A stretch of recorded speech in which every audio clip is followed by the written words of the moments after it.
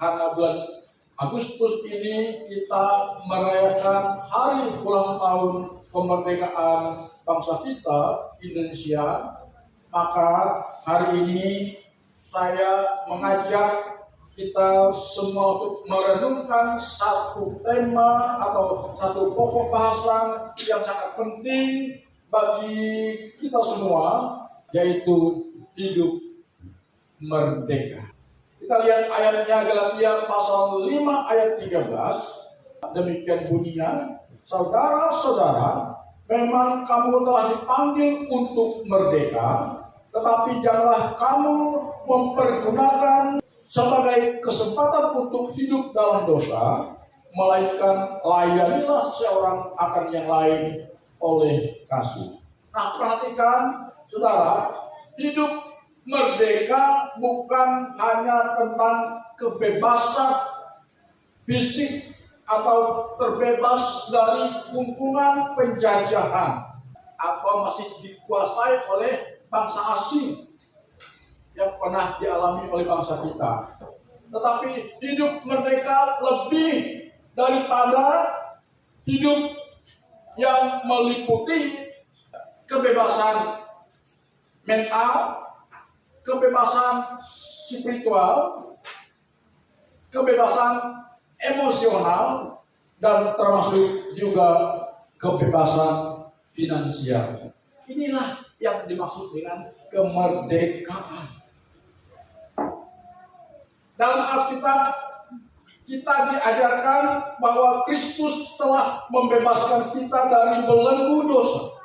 Itu dicatat oleh Rasul Yohanes dalam Injilnya pasal 8 ayat 36 yang mengatakan, jika anak itu memerdekakan kamu, kamu pun benar-benar merdeka. Dalam kita merayakan kemerdekaan kita yang sudah masuk pada tahun ke-81, maka kita benar-benar ingin menikmati kemerdekaan dalam hidup berbangsa dan bernegara, maupun kemerdekaan di dalam diri kita sendiri. Katakan amin.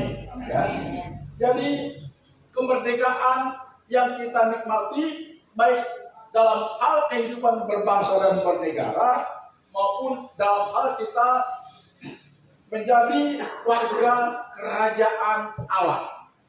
Maka yang pertama adalah kita harus menyatakan sebagai pribadi yang sudah mengalami kemerdekaan itu tergambar dalam perilaku hidup keseharian kita. Jadi merdeka secara mental, merdeka secara emosional, itu berarti kita sudah merdeka dan menerima keberadaan diri kita. Ya kan, kalau kita belum menerima apa adanya diri kita, di sanalah kita melihat tanpa kita sadari kita sedang ada dalam ketidakmerdekaan, atau ada kuasa lain yang masih membelenggu kita, yang menjajah kita. Kalau kita dalam realita hidup yang kita jalani, kita masih belum menerima keberadaan diri kita ini sebagaimana adanya kita. Disinilah titik lemah kebanyakan orang, baik orang itu sudah percaya kepada Yesus maupun orang itu belum menerima Yesus. Kebanyakan di antara kita belum menerima apa adanya diri kita. Bukti yang nyata, kalau orang belum menerima apa adanya dirinya, maka kita melihat usaha kecantikan seperti dokter-dokter yang ahli dalam oplas, ya, operasi plastik, ya, hidung pesek dimancungkan, gitu ya, muka yang penyok-penyok disuntik silikon supaya kelihatannya montok, ya kan, kelihatannya bersih. Itu bukti bahwa kita belum menerima apa adanya diri kita, tanpa kita sadari kita belum merdeka. Apalagi para wanita, karena belum merdeka dan belum menerima keberadaan dirinya apa adanya. Alis kita yang sudah bagus, ayo alisnya juga bagus, pemberian Tuhan, dicukur habis, diganti dengan alis apa namanya itu? Alis sulam. Saya mau tanya, ada enggak di antara kita pakai alis sulam di sini? Apa dampak daripada alis sulam? Bisa dihapus enggak? Permanen kan? Kalau salah, kita sudah bosan dengan alis kita. Mau coba lagi? Pada akhirnya kita merusak wajah kita. Ada banyak para wanita karena belum merasa merdeka, karena belum bersedia menerima keberadaan dirinya apa adanya, sehingga dia berusaha untuk merubah diri Tuhan yang ada pada diri kita. Karena itu Bapak Ibu Saudara, hidup merdeka dimulai dengan menerima diri kita apa adanya. Katakan amin. Ketika kita memahami bahwa kita diciptakan dengan unik dan berharga di hadapan Tuhan, kita akan mampu menjalani hidup dengan penuh percaya. Seperti lagu yang kita nyanyikan tadi. Ku tahu hidupku berharga di mata Tuhan. Aku tahu hidupku diciptakan unik oleh Tuhan. Dengan keberadaan yang unik ini, aku persembahkan hidupku apa adanya untuk apa? Penyembahan, untuk kesenangan Tuhan. Perhatikan dalam Efesus pasal 2 ayat 10.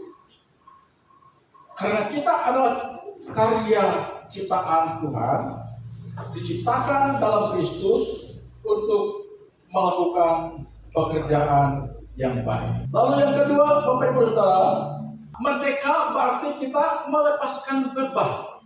Seringkali kita terikat pada apa beban yang sering menghantui kita. Salah satu beban yang menghantui kita di poin pertama tadi. Saya ulang lagi. Beban yang sering menghantui kita di poin pertama tadi, yaitu sedianya kita menerima apa adanya dari kita. Apakah saya kelihatan menarik oleh orang lain? Kita khawatir. Apakah teman-teman saya senang dengan keberadaan saya? Kita khawatir. Tanpa kita sadari, kita sedang memikul beban yang seharusnya tidak kita pikul. Jadi hidup merdeka berarti melepaskan beban yang tidak perlu. Dengan kita menerima apa adanya diri kita, dan dengan kita merawat diri kita dengan kewajiban, saya percaya kita akan lebih menarik daripada yang lain. Amin. Dan kita tanpa kita sadari kita sudah merdeka. Ya, karena kita tidak perlu harus mendapatkan validasi dari pihak Tuhan. Terserah orang menilai saya, tapi beginilah saya. Amin. Di saya percaya. Beban-beban yang seharusnya dipikul kita menjadi lepas, dan kita tidak akan mengalami adanya tekanan, kekhawatiran, dan lain sebagainya yang membuat perjalanan hidup kita menjadi tidak indah dan menjadi tidak nyaman, yang membuat perjalanan hidup kita menjadi tidak ada lagi perhara yang tidak penting, perhara yang tidak perlu, perhara yang tidak perlu kita harus rasakan dan alami. Kalau kita sudah menerima apa adanya dari kita sebagai ciptaan Tuhan yang paling berharga, sebagai ciptaan Tuhan yang paling unik, dan aku berbeda dengan dia dan dia berbeda dengan aku, tidak masalah. Amin. Aku mengucap syukur untuk apa adanya diri. Amin. Dengan apa adanya diriku ini Tuhan, aku percaya aku berharga di matamu. Karena aku berharga di matamu ya Tuhan, aku mau hidupku ini aku dedikasikan untuk kemuliaan-Mu, untuk kesenangan-Mu. Dan dengan kita melakukan ini, percayalah saudara-saudara, hidup kita ini pasti akan mengindahkan. Amin. Haleluya, haleluya, haleluya. Kemudian hidup dalam kemerdekaan berarti kita bersedia untuk melepaskan pengampunan. Ya. Karena salah satu cara paling powerful untuk hidup merdeka adalah dengan mengampuni. Ya. baik diri sendiri, ya, yang ada hubungannya dengan poin pertama tadi, maupun untuk orang lain. Kita mengampuni diri sendiri, artinya kita udah Tuhan, aku memang penuh dengan kekurangan dan kelemahan, keterbatasan. Fisikku tidak seperti si dia yang ideal, yang paling pokoknya sempurna. Aku tidak seperti dia, kan? Tapi aku menerima diriku apa adanya, ya kan? Artinya tanpa kita sedang mengampuni diri kita sendiri yang penuh dengan kekurangan dan ketidaksempurnaan. Tidak seperti orang yang dianggap menjadi idola banyak orang. Dengan kita mengampuni alias kita menerima keberadaan diri kita apa adanya, maka kita sedang menjalani hidup yang awet. Amin. Haleluya, haleluya. Dan juga andai kata dalam diri kita sudah ada yang mengecewakan, membuat rasa tidak nyaman, kepahitan yang membuat kita dendam, ya, kita harus lepaskan pengampunan. Amin. Karena firman Tuhan mengatakan pengampunan membebaskan kita dari dendam dan rasa sakit hati yang bisa mengikat jiwa kita. Perhatikan dalam Matius pasal 6 ayat 14 sampai dengan ayat 15. Di sana Tuhan Yesus mengajarkan pentingnya mengampuni agar kita diampuni. Ya, jadi bayangkan kalau kita ini manusia yang sudah bertumpuk-tumpuk dosa kita, lalu karena kita mengambil keputusan untuk terima Yesus sebagai Tuhan dan Juru Selamat, dan kita minta pengampunan akan segala dosa kita, dan Yesus mengatakan aku ampuni segala dosa kita, maka kita langsung merasakan ada ketenangan dalam hati, jiwa, dan pikiran kita. Ya. Kalau Yesus sudah mengampuni segala dosa dan kesalahan kita, dan akibat daripada pengampunan Yesus tadi, kita merasakan ada damai, ada ketenangan. Maka demikian juga jika kita melepaskan pengampunan, berarti kita sudah membebaskan diri kita daripada keterikatan kuasa yang ingin menjajah kita kembali, yaitu kuasa kejahatan. Jadi Bapak Ibu Saudara, mengampuni itu memang tidak mudah. Mengampuni itu memang tidak gampang, bukan perkara yang sepele. Tetapi baik untuk kita lakukan. Amin. Kalau baik untuk kita lakukan dan untuk kebaikan kita, marilah kita lakukan itu, ya, dalam perjalanan hidup kita. Saya dalam perjalanan hidup saya, mulai ketika saya masih muda sampai ketika saya menginjak masa remaja sampai bujang, sampai saya pernah dulu, saya ingat cerita masa lalu ya, saya pernah main cewek zaman dulu, pacaran gitu ya, pacaran. Tapi karena saya diremehkan oleh orang, sampai orang menghina saya begini. Nanti kalau dia menikah dengan kamu, menikah dengan dia, kata keluarga wanita tadi, jangan kau coba-coba minta bantuan kepada kami, katanya. Saking dia menghina saya, kalau saya menikah dengan keluarganya itu, saya tidak akan bisa memberi makan anak-anak, memberi makan anaknya, memberi makan saudaranya. Dia menganggap saya begitu rendah. Tapi saya tetap senyum. Saya bilang oke, nggak apa-apa. Saya terima hinaannya, saya terima cara dia merendahkan saya. Nanti kita lihat siapa hidupnya yang lebih layak. Apakah dia yang menghina saya atau saya yang dihinakan lebih? Dan rata-rata sebenarnya orang yang menghina saya, yang merendahkan saya, sekarang hidupnya tidak jauh lebih baik daripada saya. Oke? Saudara percayalah. Jadi kalau ada orang yang merendahkan saudara, jangan lawan dengan emosi kita. Bahkan kita akan terima kasih kalau engkau sudah merendahkan saya. Terima kasih kalau engkau sudah menghina saya. Saya tidak seperti yang Anda. Nanti kita lihat. Waktulah yang akan menjadi hakim kita. siapa hidupnya yang lebih berlayak, ya kan? Apakah saya atau dia?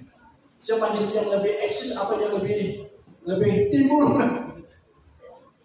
Ya, antara dia yang menghina saya, antara dia yang merendahkan saya, atau saya yang merendahkan lebih.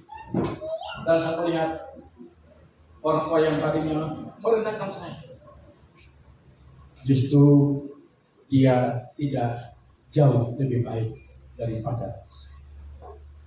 Bahkan di kalangan hamba Tuhan pernah menghina saya. Ketika buka gereja ini sudah, ketika kita bangun ruko ini,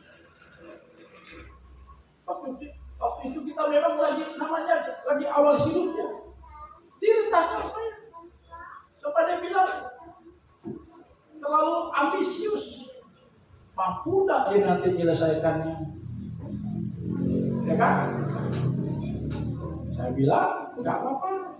Bukan dia yang mengerjakannya, menyelesaikan. Ini adalah pekerjaan saya. Terima kasih untuk remehannya. Ya, apa yang terjadi sekarang sampai saat ini dia tidak lagi bisa berkaryanya. Syukur saja istrinya pegawai. Kalau enggak, mau gimana? Jadi saya lihat rata-rata orang yang suka menghina orang, meremehkan orang, hidupnya tidak jauh lebih baik daripada orang yang dia hidup. Jadi kalau kita, saya ulangi lagi, kalau kita pernah mengalami seperti yang saya alami, jangan dendam, jangan sakit hati, jangan marah kepada orang. Justru itu menjadi pencetus buat kita untuk kita tanda petik balas dendam. Kita akan lihat siapa hidupnya yang lebih baik. Apakah saya yang menghina atau kamu yang menghina saya? Kan gitu ya. Sebagai pencetus buat kita saudara. Jadi kalau orang hina kita, rendahkan kita, jangan kita tambah tertekan. Ya begitulah saya, ya begitu nasib saya, dapat kalau saya dihina, malah nasibnya begini, sampai begini. Tambah kita terpuruk sudah, tambah terpuruk, tambah tergelap.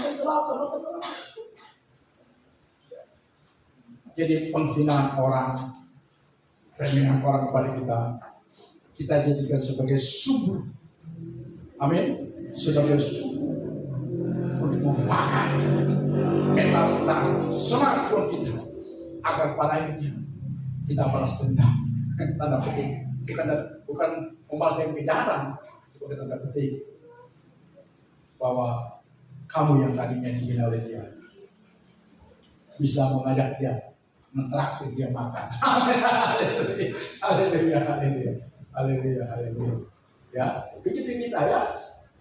Jadi jangan kita membalas kejahatan orang terhadap kita dengan jahat balas jahat. Sekalipun kita memberikan susu kepada orang itu dan akhirnya kita dibalas dengan air tuba, tidak apa-apa. Tuhan akan ada di pihak kita. Asal kita tetap hidup benar, pasti kita akan mengalami pembelaan Tuhan kepada kita dan orang itu akan dipermalukan oleh kita sendiri. Haleluya.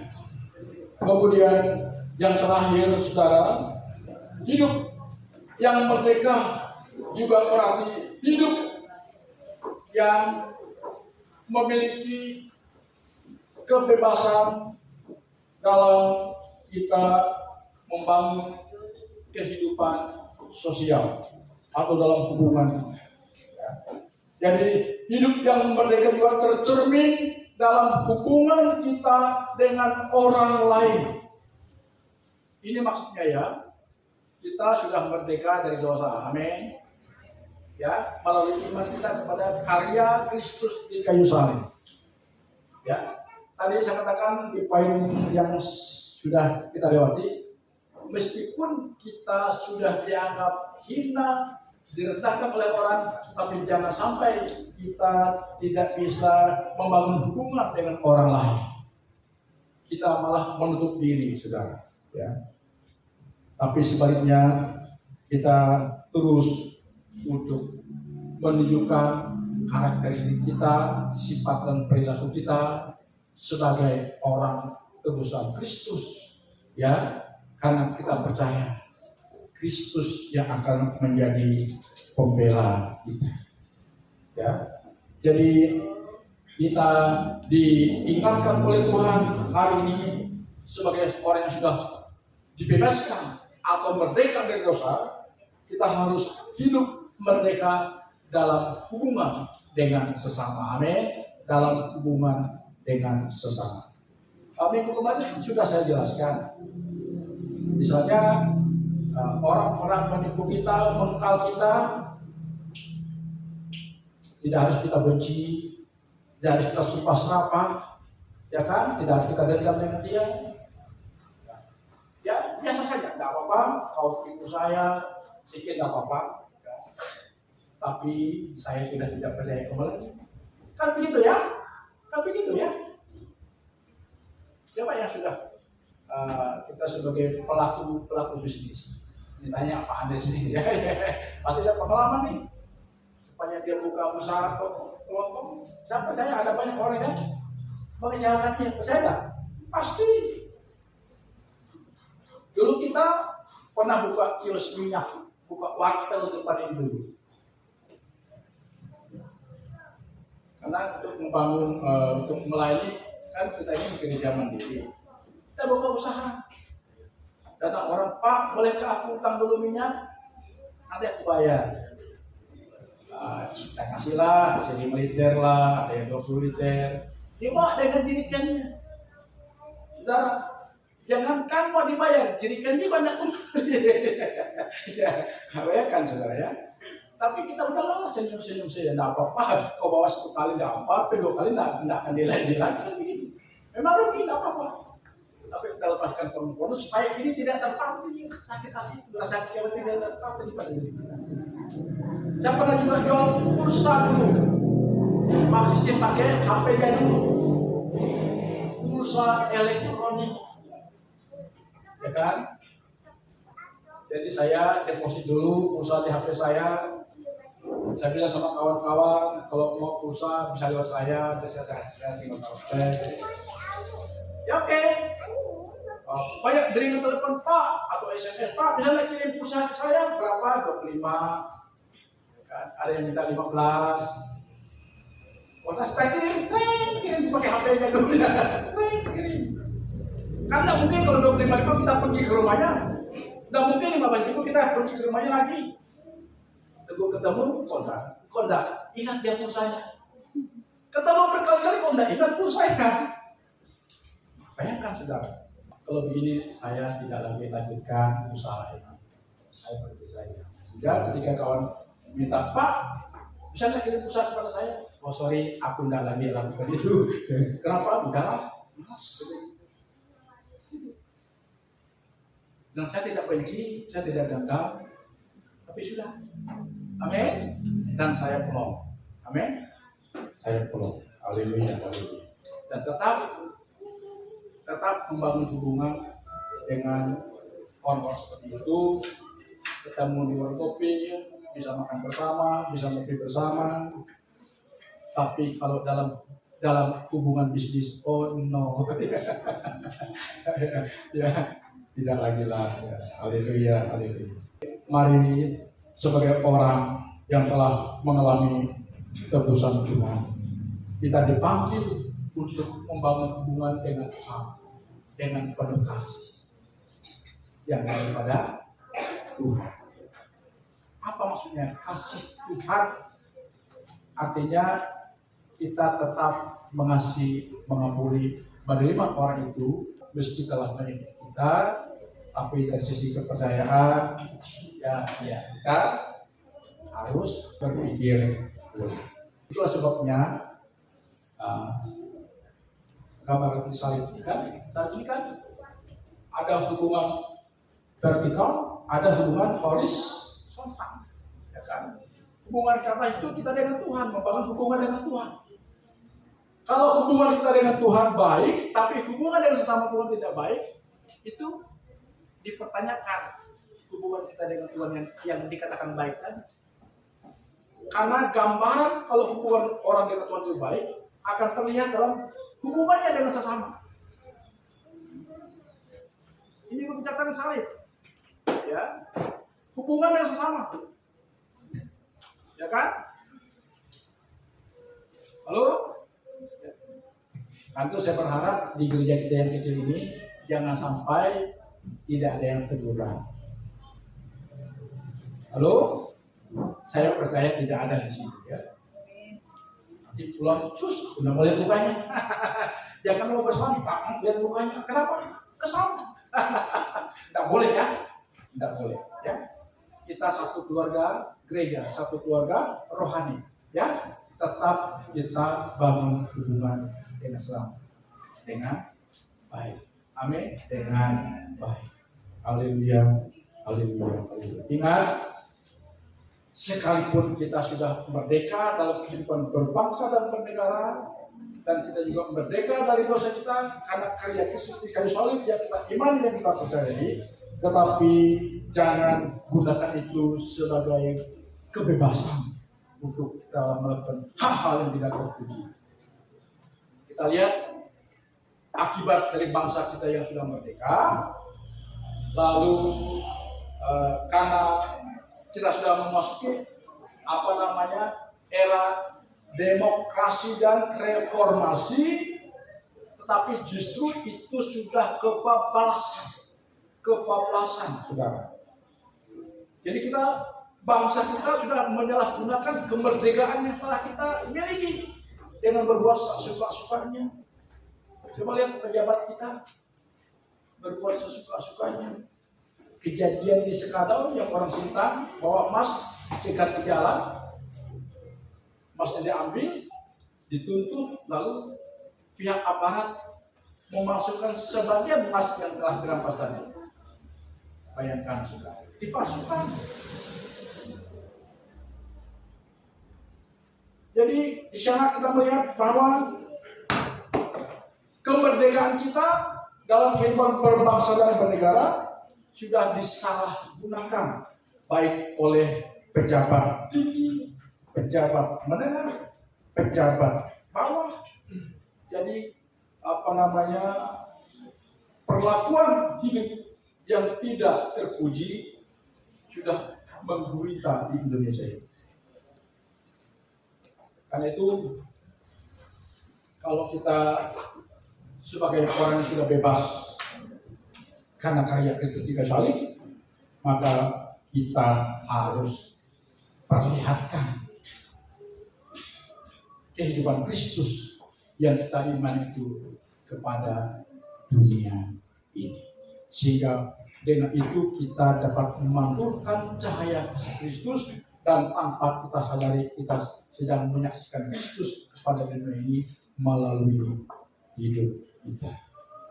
Saya ingat kemarin ketika ada ponakan kami menikah, walaupun menikah secara adat, tapi nanti akan dinikah rehab.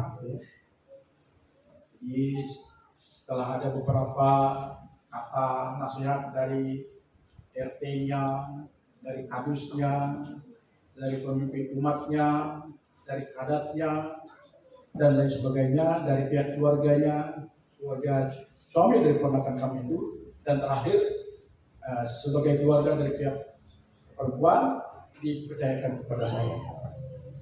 Saya bicara panjang lebar, tapi tidak lama gitu ya. Saya melihat ada satu perbedaan. Dari semua ada 10 orang yang menyampaikan kata-kata tadi kok ada senyap. Ya, tidak ada yang kasih aku los gitu ya. Setelah saya, gumur untuk utama. Gitu ya. Mungkin apakah apa yang sampaikan itu betul-betul mengena, saya tidak tahu, tapi ada perbedaan gitu ya.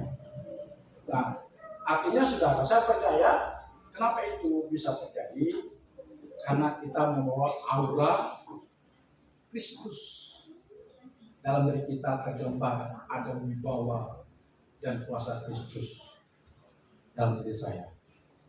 Saya lihat ada messenger masuk di HP saya. Itu kayaknya seorang ibu-ibu. Dia puji foto saya. Ih, foto kamu ini bagus sekali katanya. Di mana kamu berfoto katanya? Kamu ini kayak orang luar biasa. Berwasi macam, dipuji-pujinya saja. Luar biasa. Saya tidak akan tanggapi, saya tidak akan balas, cuma saya lihat saja.